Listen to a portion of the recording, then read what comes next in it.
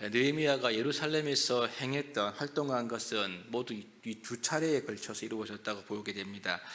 지금까지 살핀 성벽 공사, 재건 공사로 시작해서 그것을 끝내고 영적인 개혁을 시행하면서 우리 지난번에 보았던 성벽 봉헌식을 한 것이 1차 활동에 해당된다면, 이 1차 활동이 끝난 뒤에 느헤미야는 페르시아의 아닥사스다 황제에게 돌아갔습니다. 왜냐하면 그간 이 느헤미야가 예루살렘에서 시행했던 성벽 재건 공사는 황제의 명령과 후원으로 이루어진 것이었기 때문입니다. 그러니까 느헤미야가 이 왕을 아련해서 그 일을 보고했던 것이죠. 그 이후에 다시 예루살렘으로 돌아오게 되었습니다. 이것을 알려주는 말씀이 오늘 본문 6절 말씀이죠. 보시면 그때에는 내가 예루살렘에 있지 아니하였느니라. 바벨론 왕 아닥사스다 32년에 내가 왕에게 나아갔다가 며칠 후에 왕에게 말미를 청하고 7절 예루살렘에 다시 이르렀다, 이렇게 기록하고 있습니다. 여기서 페르시아 왕 아닥사스다를 바벨론 왕으로 표기하고 있는데, 이것은 페르시아 왕들이 자기 자신을 가리켜서 바벨론 왕으로 부른 데에도 기인하고 있습니다. 그래서 보면 페르시아의 초대 왕이 있던 고레스 왕의 원통형 인장에도 보면 페르시아 왕이지만 바벨론 왕으로 표기되어 있다고 그렇게 말합니다.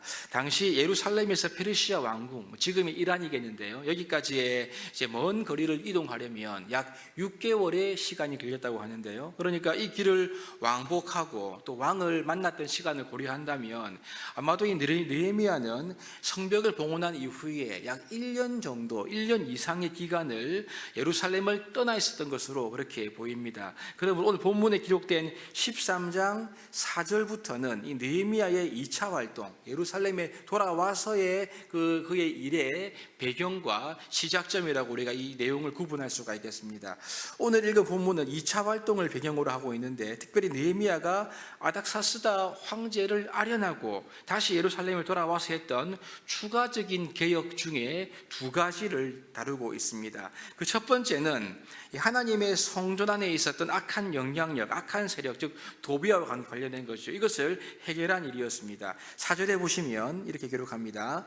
이전에 우리 하나님의 전에 방을 맡은 제사장 엘리야십이 도비아와 연락이 있었으므로, 이렇게 보니까 도비아와 연락이 있었다, 이렇게 말씀하고 있죠. 이 말은 하나님의 성전에서 봉사하는 제사장 엘리야십이 성전 재건을 방해했던 원수지요. 이 원수였던 도비아와 내통하는 아주 가까운 사이였다, 이것을 우리에게 알려주고 있습니다. 그래서 그 다음 절 5절에 보시면 이 제사장 엘리야십이 어떻게 합니까? 도비아를 위하여 한 큰 방을 만들었으니 그 방은 원래 소재물과 유향과 그릇과 또 레위 사람들과 노래한 자들과 문지기들에게 11조로 주는 곡물과 포도주와 기름과 또 제사장들에게 주는 거제물을 두는 곳이다. 이 방이 용도인 거죠.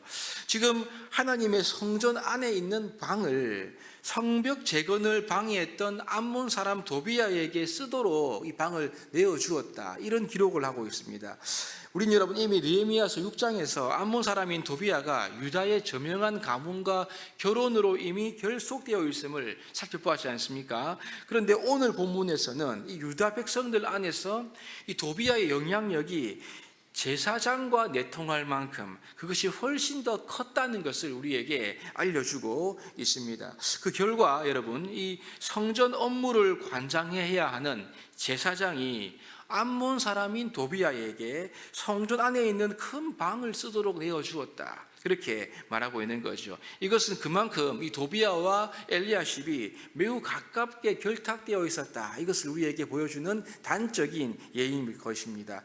더 기막힌 사실은 그 방은 원래 여러 가지 재물이나 그릇, 그리고 백성들이 11조를 드릴 때 그것을 보관하는 창고, 거제물을 두는 곳이다, 이렇게 기록하고 있는 거죠. 그런데 이 엘리야십은 이제 이러한 율법의 내용을 다 알고서도 이제 고의적으로 이제 이 죄를 범하고 있는 것을 보게 됩니다. 사실 우리가 오늘 읽은 13장 1절부터 3절까지의 말씀은 12장에 이어지는 성벽 봉헌식에 이어지는 그러한 말씀입니다. 그러니까 1절부터 3절의 이 말씀은 1차 활동인 거죠. 그래서 성벽 봉헌식을 할 때쯤에 기록된 말씀인데, 이 말씀을 요약해 보면 이렇습니다. 성벽 봉헌식을 하는 그 즈음에 모세의 책을 낭독했는데 그 낭독한 내용이 이 느헤미야서의 저자는요, 그 많고 많은 율법의 내용 가운데 암몬 사람과 모압 사람은 영원히 하나님의 총에 들어오지 못한다, 이 말씀을 의도적으로 기록하고 있습니다. 이것이 1절이죠. 2절은 이렇게 암몬과 모압 족속들이 여호와의 총에 들어오지 못한 이 역사적인 배경을 언급하고 있고요. 그리고 3절에서는 이 말씀대로 무리 중에 섞인 무리를 분리하게 되었다, 이 말씀을 기록하고 있습니다. 여러분, 그런데 이 사건 이후에 엘리야십이 암몬 사람 도비아에게 하나님의 성전에 있는 방을 내어준 사건을, 이 실제적인 사건을 기록하고 있는 거죠. 여러분, 이게 무슨 말일까요? 도비아에게 방을 준 것은 율법에 반하는 악한 일이고, 엘리야십이 이 사실을 알았음에도 불구하고 의도적으로 이 악한 일을 저질렀다, 이것을 강조하고 있는 것입니다. 언제요? 느헤미야가 아닥사스다 왕을 보러 가기 위해서 예루살렘을 비웠을 그때에 이 일을 몰래 하게 된 것입니다. 그래서 여러분, 이것이 6절에 보시면 그때에는 내가 예루살렘에 있지 아니했다. 7절에 보시면 예루살렘에 이르러서야 엘리야십이 도비아를 위하여 하나님의 전뜰에 방을 만든 악한 일을 느헤미야가 비로소 알게 되었던 것입니다. 느헤미야가 다시 돌아왔을 때 이것을 알게 되니까 분노를 참을 수가 없었던 거죠. 그래서 그 방에서 도비아의 모든 물건을 다 꼬집어내 던져버리고, 그리고 그 방을 깨끗하게 해서 원래의 용도로 쓸 수 있도록 했다라고 말씀합니다. 여러분, 그래서 느헤미야는 이 성전 안에 있었던 악한 영향력, 이게 무엇입니까? 죄인 줄 알면서도 의도적으로 율법을 어기면서까지 도비아와 내통했던 이 죄의 악한 영향력을 단호하게 제거했다, 이것을 우리가 알 수 있습니다. 여러분, 그렇습니다. 이 몰래 우리 안에 들어와 있는 죄의 뿌리를 우리는 반드시 잘라내어야 합니다. 의도적인 죄, 알고도 짓고 있는 죄, 그러면서 혹시 모르는 척하고 있는 그러한 죄가 우리 가운데 있지 않습니까? 그러면서 그냥 넘어가려고 하는 그러한 악한 습성이 우리에게 있지 않습니까?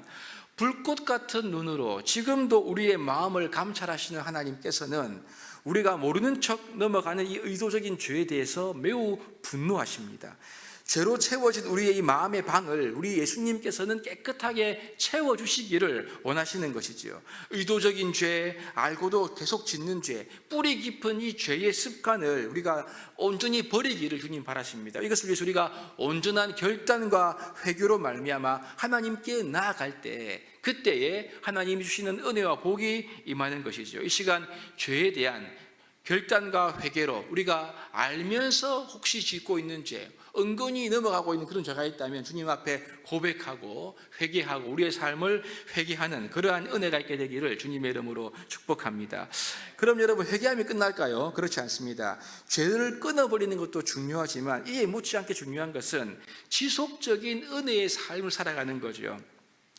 오늘 본문에서 보는 느헤미야의 두 번째 개혁은 레위인들이 정상적으로 섬길 수 있는 여건을 마련해 주었습니다. 10절에 보시면 이 레위인들이 받을 목, 즉 임금이라고 할 수가 있겠지요. 그것을 받지 못해서 레위인들이 생계가 어려워지니까 노리하는 자들을 비롯한 레위인들이 그 직무를 다할 수가 없었습니다. 그래서 생존을 위해 각각 자기의 밭으로 도망했다, 그렇게 기록하고 있죠. 그래서 느헤미야는 관리하는 민장들을 꾸짖습니다. 그리고 이 일로 하나님의 성전이 버림받았다라고 하면서 다시 레위인들을 불러 모으도록 합니다. 그들에게 몫으로 주어진 11조를 그리고 곳간에다가 채우기 시작하는 거죠. 그리고 여러분, 제사장, 서기관, 레위인 이들에게 각각 한 사람씩 세 사람을 레위인들에게 나누어 줄 11조를 보관하는 창고의 책임자로 세우고요, 또한 하난을 창고를 관리하는 조력자로 이렇게 세우게 됩니다. 이들은 충직한 사람들이었죠. 이들을 세우면서 레위인들에게 공급되어져야 하는 양식이 투명하게 관리되고 집행되도록 모든 조직과 행정을 완료하게 되었던 것입니다. 이로써 하나님의 성전이 버림받지 아니하고 제대로 기능하게 되지 않습니까? 그래서 유다 전체 백성의 공동체가 하나님의 복을 받는 삶으로 나아갈 수 있는 튼튼한 기초와 토대를 세우고 있는 모습을 함께 읽을 수 있습니다.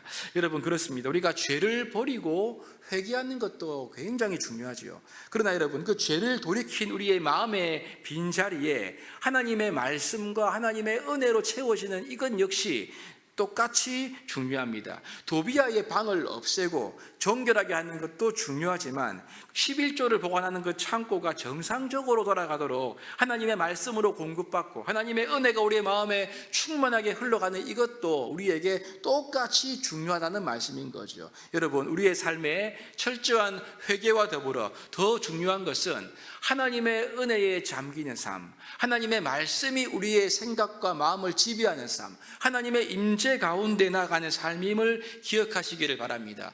귀신을 쫓아내었을 때 주인이 없으니까 7 귀신이 들어오지 않습니까? 우리 주 예수 그리스도께서 그분의 말씀으로 우리의 마음 가운데 강건하게 충만하게 계실 때 우리의 삶은 하나님의 군사로, 하나님의 사람으로 더 강력하게 세워질 수 있을 줄로 믿습니다. 우리의 삶에 참된 회개와 더불어 성령의 다스림을 받는 이러한 모습을, 이러한 삶을 누리시는 우리 모두가 될 수 있기를 주님의 이름으로 축복합니다.